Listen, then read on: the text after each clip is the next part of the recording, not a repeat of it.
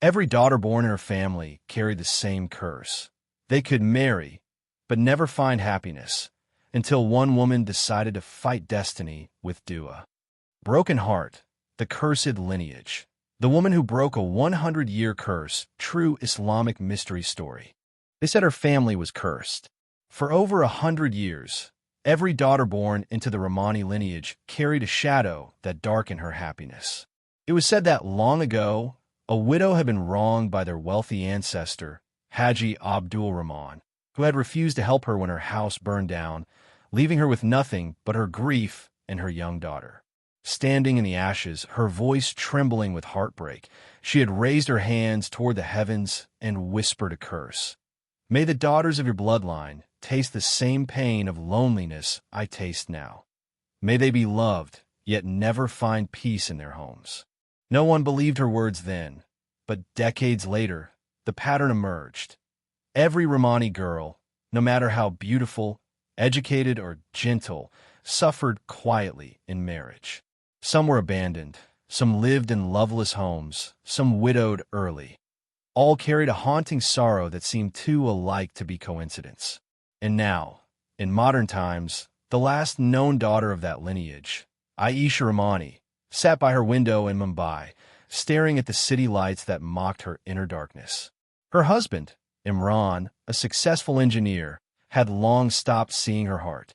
He provided everything, a comfortable home, a car, status, but not love. Every night he came home silent, cold, indifferent. Aisha tried everything. She prayed, smiled through tears, cooked his favorite meals, but she always felt unseen, unheard, unloved. It was as if she was living with a stranger, and every argument ended with her apologizing for things she didn't even understand. Her mother had warned her before the wedding. Our daughters carry sorrow. Beta, just keep praying. Her grandmother, too, had died whispering tasbih, murmuring, one day, one girl will break this curse through her tears before Allah. Aisha never believed in such things. She was educated, a teacher in an Islamic school, rational and grounded, but as her marriage crumbled, her faith became her only rope. Every night, after crying silently on her prayer mat, she would recite Surah Al-Baqarah's last 2 verses, whispering, Ya Allah, if this is truly a curse, break it with your mercy. Her tears soaked her prayer mat, and her heart began to ache in a strange new way, a longing not for Imran's love, but for Allah's closeness. Yet one night changed everything. It was the night of the 15th of Shaban, and as Aisha finished praying tahajjud, a storm raged outside. The wind howled through the cracks of the old ancestral mirror her mother had given her, a mirror said to belong to her great-grandmother, the first Rahmani daughter to suffer the curse. Suddenly, lightning flashed, and in that split second, she saw something. Not her reflection, but the faint image of a woman crying in white clothing, standing behind her.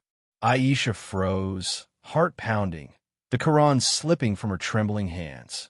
She whispered, Audu Billahi min ash shaitana rajim, and the reflection vanished. But from that night onward, strange dreams began, dreams of that same woman whispering in her ear, Free us. Aisha, free us with your dua.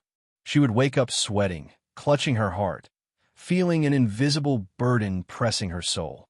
The next day, she went to her grandmother's old Quran, kept in a chest. Inside it, hidden between 2 pages, was a letter yellowed with time. It was written in Urdu, shaky handwriting, by her great-grandmother, Fatima Rahmani.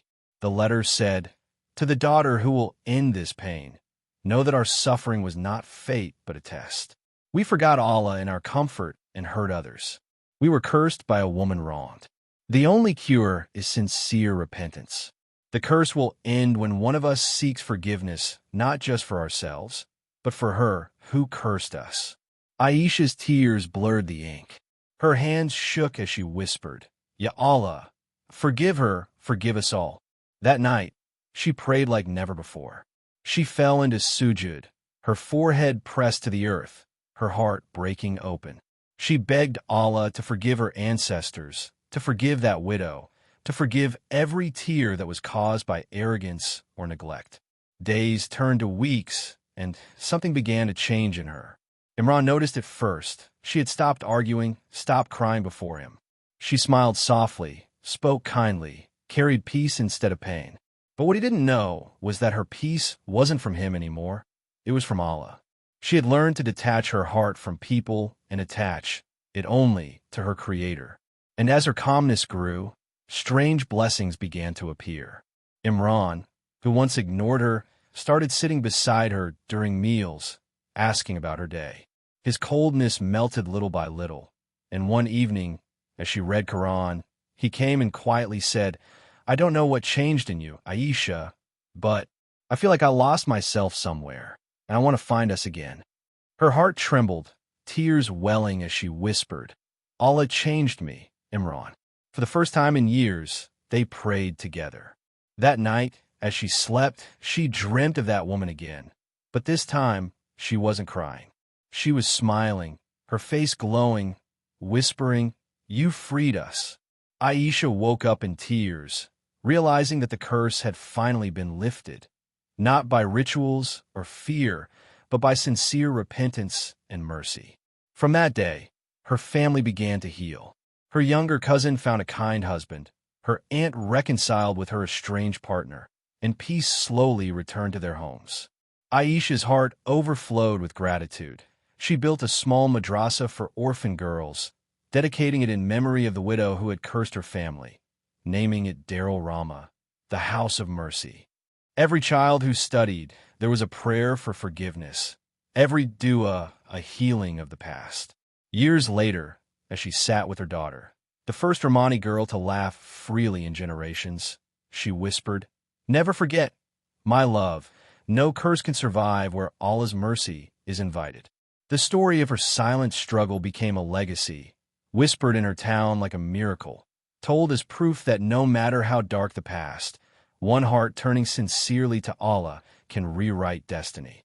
And perhaps, somewhere beyond the veil, the soul of that widow smiled, for justice had turned into forgiveness, and the curse into compassion.